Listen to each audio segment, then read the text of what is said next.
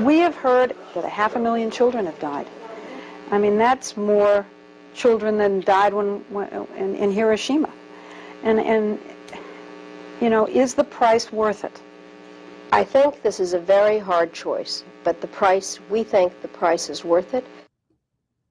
Oh my God.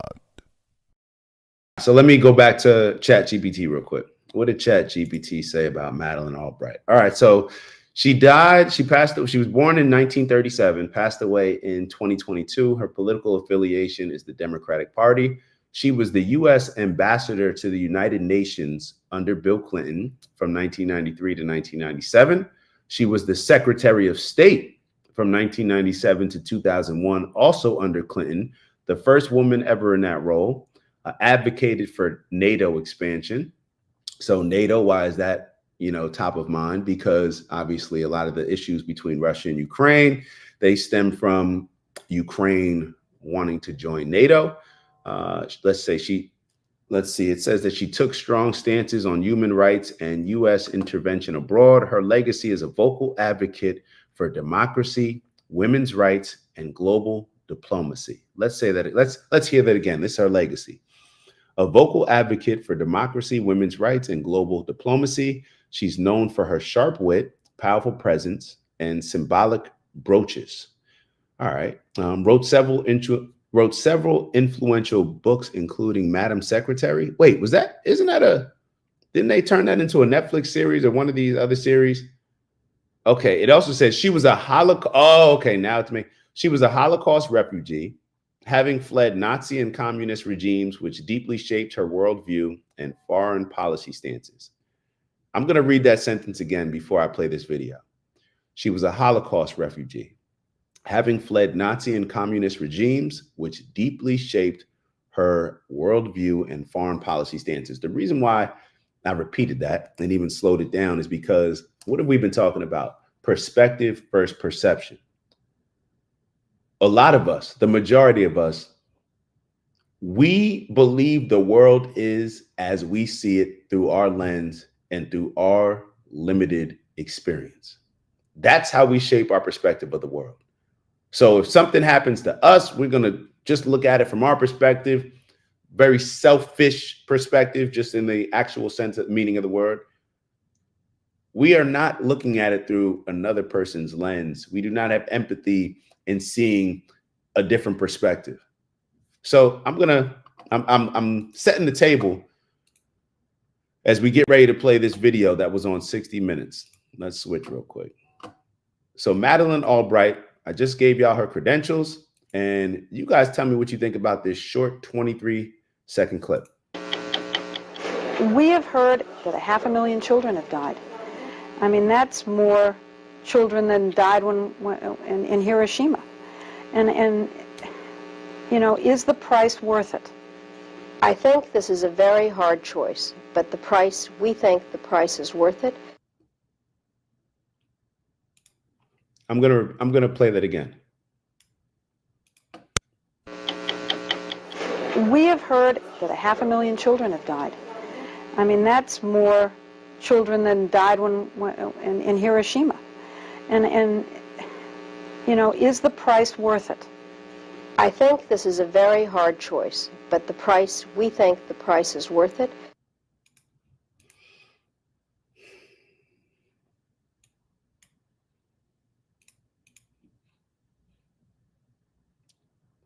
$500,000. 500,000. And shout out to Calvin. Appreciate you, brother. Appreciate you, brother. 500,000 children. I don't know if y'all caught that. Not people, children. Died. And she asked this lady,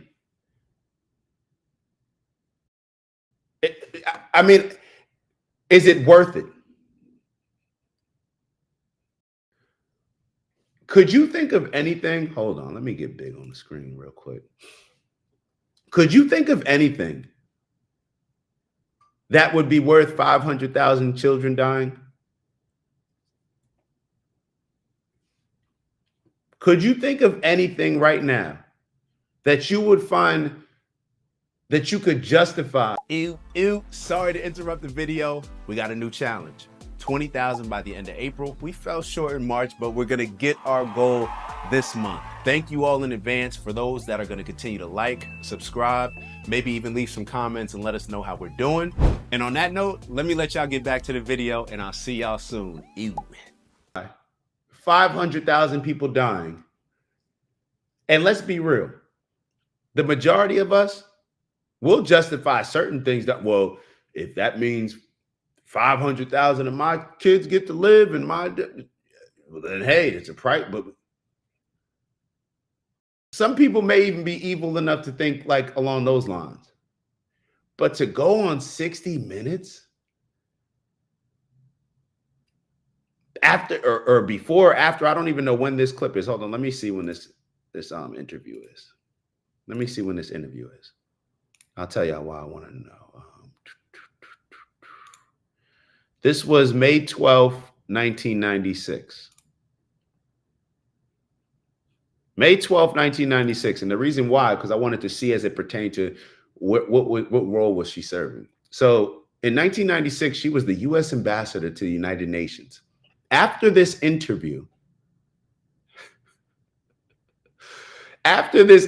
Bill Clinton, yep, the same Bill Clinton, you know, the first black president, the one that had the office in Harlem and had all black people rocking with him, not caring about what policies he put in play because he was a cool dude that played the saxophone. We were with it. Oh, he got some head in the, oh, yeah, we rocking with Bill, that Bill. She got promoted the next year to Secretary of State. The first woman ever in that role.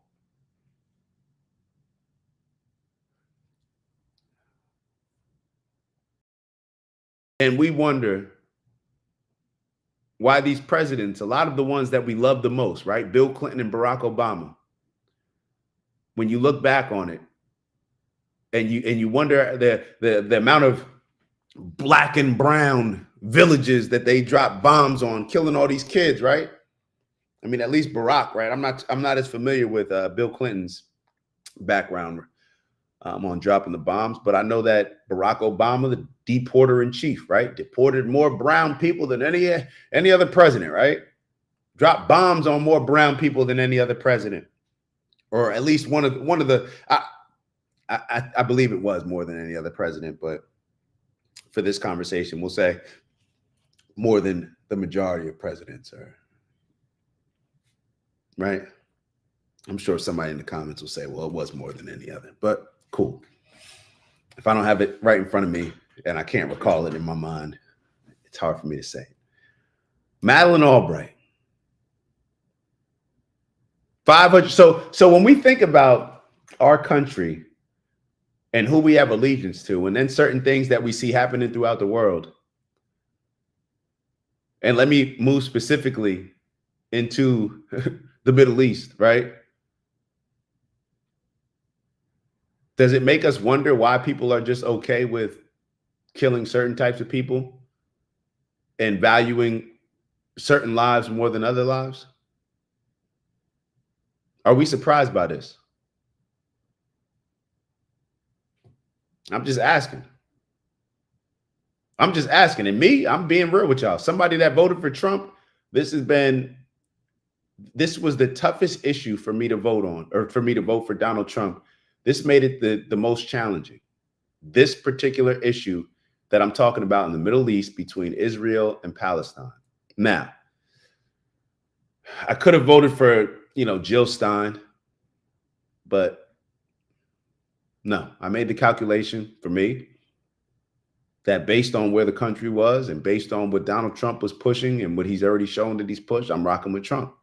But this, be clear, was one of those things that I have to take responsibility over based on my vote. And I knew that before. I mean, I didn't know to what extent it would be, but I knew that before I voted for Donald Trump, that this could be a potential issue that I feel terrible about in the future.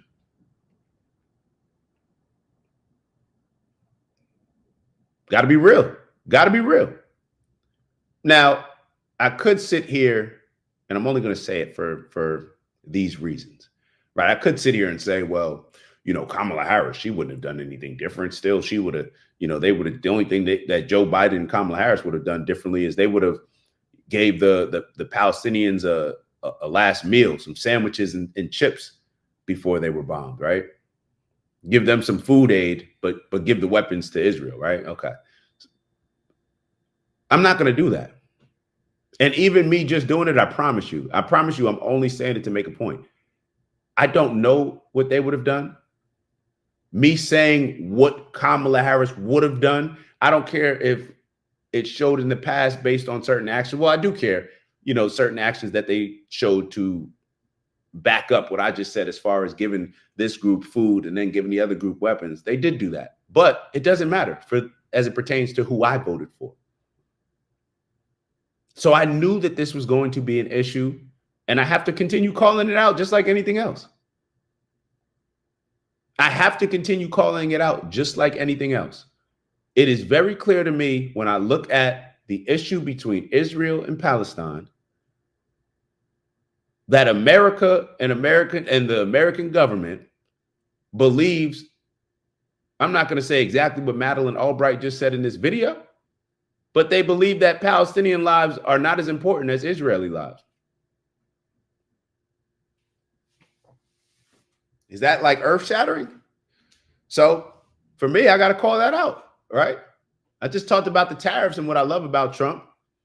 Now I got to call out something that I am totally uncomfortable with. And I wish more people would just be honest about calling stuff out just based on the policy instead of just aligning themselves with a particular group and being the yes man for the Democratic Party, or the yes man for the Republican Party, or the yes man for this person, this individual that you look up to because you idolize them. Nah. Ask me how I feel about a particular policy. Would I still vote for Trump over? Yes, I would. As of right now. Now, depending on how things go, maybe I'll change my mind. But I'm going to always be transparent with y'all. It is what it is. So I'm going to call that stuff out. Let me not get too much into it, because honestly, that wasn't even the purpose of me showing that clip. But hey, I can't control where my mind goes sometimes. Listen to this clip, actually. And this actually is the reason why. And you know what sucks about all this stuff? You know what sucks about all this stuff is how you can have these small situations occur that make a big impact in relations and race relations in the country. This is why I'm so pissed off about this Austin Metcalf and Carmelo Anthony situation, about how adults are responding to it. We are so emotionally enraged. Like, we are so just so much of a ticking time bomb, just ready to go off about something. It's so easy to get us to crash out over something in a way that may not even be beneficial. So this next video that I'm going to play for you guys, let me make sure I got it queued up. This next video, share this tab instead. Boom. Rabbi Shmuley. So I don't know if you guys are familiar with him. He's the one that was going back and forth with Candace Owens. And he's just a despicable person, in my opinion, based on the things that I've seen. I'm just being totally honest with y'all. If I hung out with him, maybe, I don't know. People say that people could be different. But based on what I've seen, I don't like it. I don't like how he carries himself. And what I was going to say, as far as the worst part of all this, and what we all have to be careful of, is judging the majority of people off of maybe the few, right? You can't judge the majority of people off the minority. But one thing that I will say is that when the majority of people are silent and don't call out the minority, then you can't be mad when you get lumped into that category. Just like me. If I'm not sitting here calling out the things that I dislike with what's going on between what looks like to me is a genocide on Palestinians. Now you can argue, I'm telling you what it looks like from my view. Now, I know I'm not an expert on it, but I'm just telling you what it looks like. So as somebody who voted for Donald Trump and my tax dollars go to funding a lot of these wars and killing a lot of the Palestinians, I have to speak on that, because if I don't speak on it, then that's corny. That's just acknowledging. That's like not acknowledging certain wrongs just because you want to prove to yourself that who you voted for was right and justified, and it doesn't matter what they do, I'm just going to agree with everything they say and do. Nah, that's not happening. That's how we get into the same position that we're in right now. That's how we get into these positions that we're in right now. So, and I keep forgetting to make the point. The point that I'm making is, and maybe I'm just maybe I need to personalize it to drill the point home a little bit more. I try not to let what's happening between Israel and Palestine affect my personal relationships with certain people that I have in my life. But it does become hard when it becomes prevalent that just like I'm willing to acknowledge certain things that I dislike about the person I voted for, when you're just defending, or you can only see the world and see this particular conflict through a lens that is selfish to you, your perspective, your people, to where you totally disregard the other group. That's a problem for me. And when we continue to allow that and not speak out on certain situations like that, that's when you get a Madeleine Albright, who can go on 60 Minutes and feel comfortable in her position as a UN ambassador, eventually Secretary of State. She feels comfortable going on this national global platform and saying that it's justified killing 500,000 Iraqi kids. Could you imagine her saying this about any other group of people? Could you imagine? No, I could. Anybody outside of her group. Could you imagine her saying that for any reason that she said that she was a Holocaust. Hold on. What did it say? Hold on. She's a Holocaust refugee. Could you imagine her agreeing or being okay with anybody saying that it's okay to kill 500,000 Israeli kids, Jewish kids? So because you believe in the same book, it makes theirs justified, and shame on y'all if y'all not speaking out about this stuff, because it's wrong. It's humanity issues. It's not. This is wrong.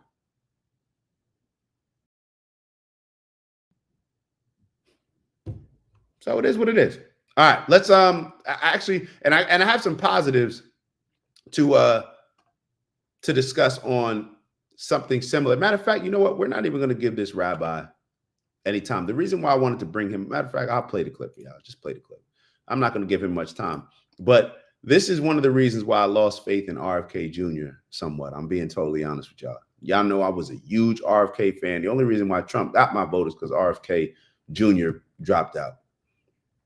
Well, one of the reasons. I don't know what I would have ended up doing, but I couldn't imagine myself voting for Trump if RFK Jr. was running, just being honest. And this is the person that, for whatever reason, RFK Jr. decides to align himself with. And he's like, I've seen certain videos now afterwards, like in the last few weeks and stuff, with him being at like RFK's rally, like RFK Jr. doing stuff. But the dude is just a despicable human being, in my opinion. But let's listen to what he had to say. I want you to know that I will die the way I was born, a believing Jew. That there is no power in the universe, including you, God, creator of heaven and earth, he who fills the infinite expanse of space. I, as a Jew, am stronger than you. My name is Israel, he who wrestles with God and is victorious. I will die with my faith intact. There is nothing you can do. I want you to. All right, bro. Like I said, we're not going to spend. It's Dak. Just want to thank you for checking out our video and visiting the OG Network. If you enjoyed the video, please make sure that you give us a like. And if you're looking to join a community of inspired individuals striving for purposeful abundance, subscribe And if you're feeling real generous, share the video with some friends and family. All right, I'll see y'all soon. Ew.